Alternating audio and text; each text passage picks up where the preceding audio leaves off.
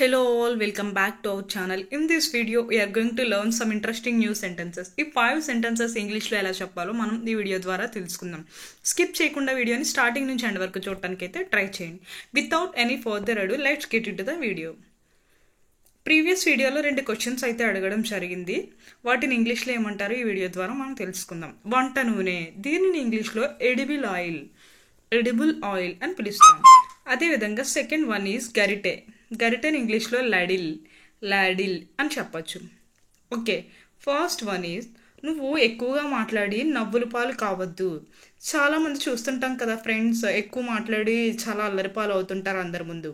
దీన్ని ఇంగ్లీష్లో ఎలా చెప్పాలి అంటే you don't speak more and don't become a laughing stock.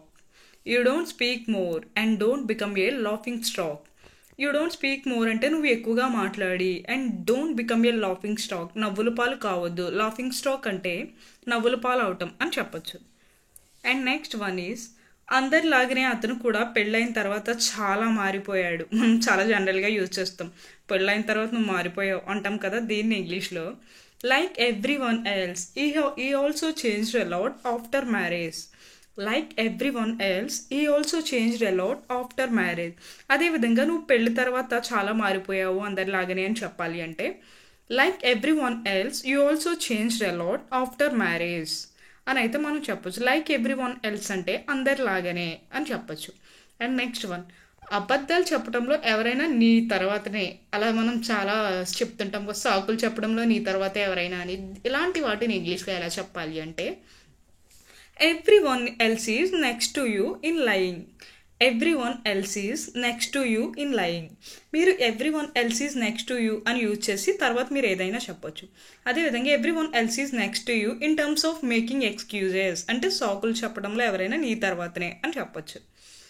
కనిపించట్లేదా ఏం చేస్తున్నానో, కళ్ళు పోయాయా, కనిపించట్లేదా ఏం చేస్తున్నానో, నీ కళ్ళు పోయాయా. మనం చాలా జనరల్గా యూజ్ చేస్తుంటాం ఎవరైనా మన పనిలో ఏదైనా ఇంటరప్ట్ అవి ఇబ్బంది పడితే. ఇలాంటి వాటిని ఇంగ్లీష్లో can't you see what I'm doing are your eyes gone. Can't you see what I'm doing are your eyes gone. Can't you see అంటే కనిపించట్లేదా, వాట్ ఐఎమ్ డూయింగ్ ఏం చేస్తున్నాను, ఆర్ యువర్ ఐస్ గాన్ పోయాయా అని. అండ్ నెక్స్ట్ వన్ ఈజ్ నోరు పారేసుకోవద్దు. చాలామంది చాలా వల్గర్గా యూజ్ చేస్తూ ఉంటారు వర్డ్స్, నోటికి ఏదో వస్తే అది మాట్లాడతారు కదా. అలాంటప్పుడు మనం అంటాం don't lose your tongue. Don't lose your tongue అని అయితే మనం చెప్పచ్చు.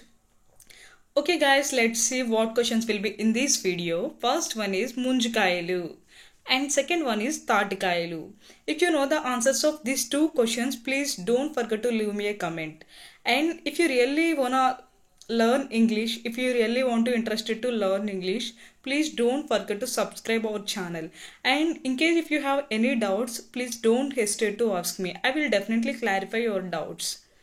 And okay guys, thanks for watching. If you like this video, like, share and subscribe our channel. Don't forget to hit the like button friends.